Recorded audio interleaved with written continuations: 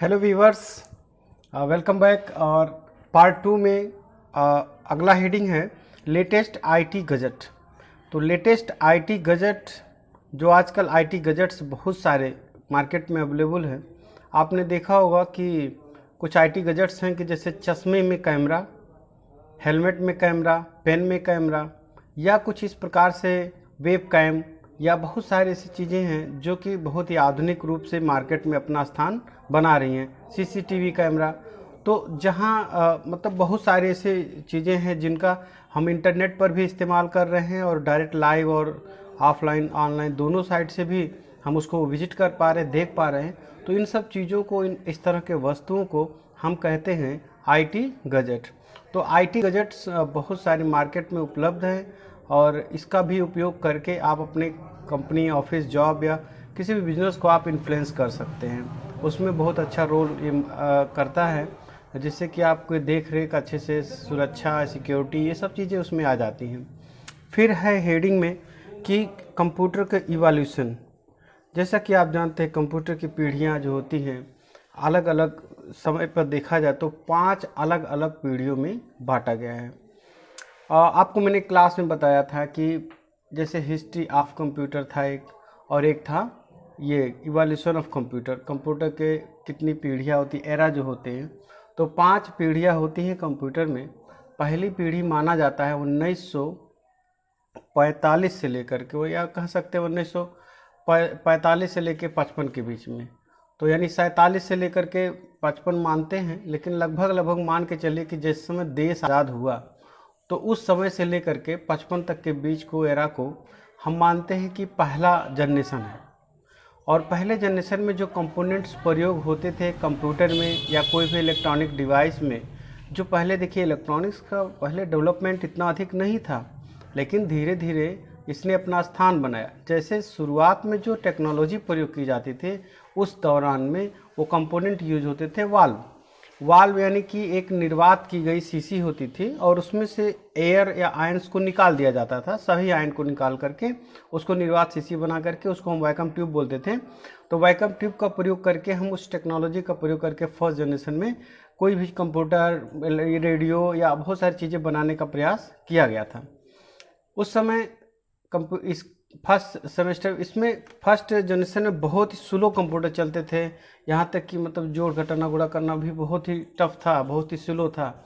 लेकिन धीरे धीरे इसका विकास हुआ और द्वितीय पीढ़ी में क्या हुआ कि सेकेंड जनरेशन 55 से 65 के बीच में आ गया और इस समय में डेवलपमेंट हो गया ट्रांजिस्टर। यानी ट्रांजिस्टर माने कि 3 लेग वाला, 3 पैर वाला, और ये जो आपने देखा होगा सर्किट बोर्ड में कहीं पे 3 लेग का आईसी देखा होगा, तो वो जो आईसी है वो 3 लेग वाला, उसका डेवलपमेंट हो गया।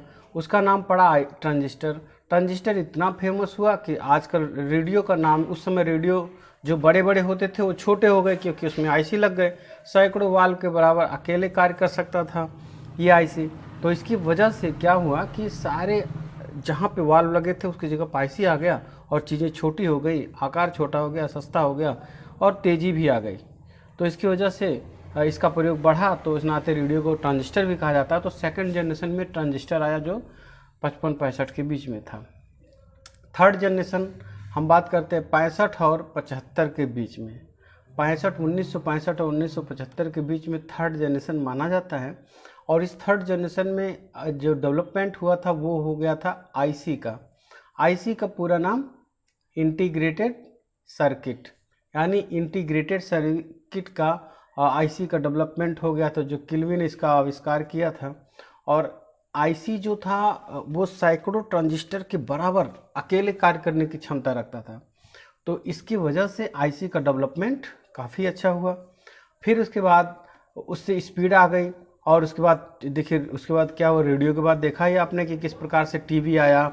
टीवी के बाद धीरे धीरे लोगों के घरों में टीवी आ गया, तो उसमें बहुत सारे IC, audio IC, video IC सबका यूज़ किया गया और जिसकी वजह से ये बहुत ही तेज़ी से डेवलपमेंट होता हुआ इलेक्ट्रॉनिक्स का चलता आ गया।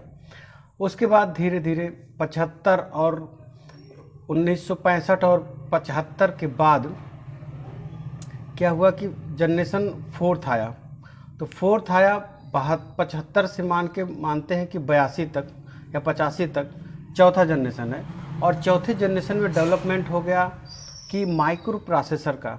माइक्रो प्रोसेसर ये 1 सेकंड में 10 लाख गणनाएं करने की क्षमता रखता है और 10⁻⁻⁶। और उसके बाद ये इसमें तेज़ी से काम निर्णय लेने की क्षमता, डिसीजन मेकिंग, इसमें जो भी एरर फ्री प्रोग्राम्स डिज़ाइन किए गए और इसकी सर्किट एररलेस सर्किट डिज़ाइनिंग की गई, जिससे कि ये बिना गलती किए तेज़ी से काम करता है। आजकल कंप्यूटर देख ही रहे, तो यानी हम लोग का जो कंप्यूटर है वो हमारे ये चौथे जनरेशन की पीढ़ी का है।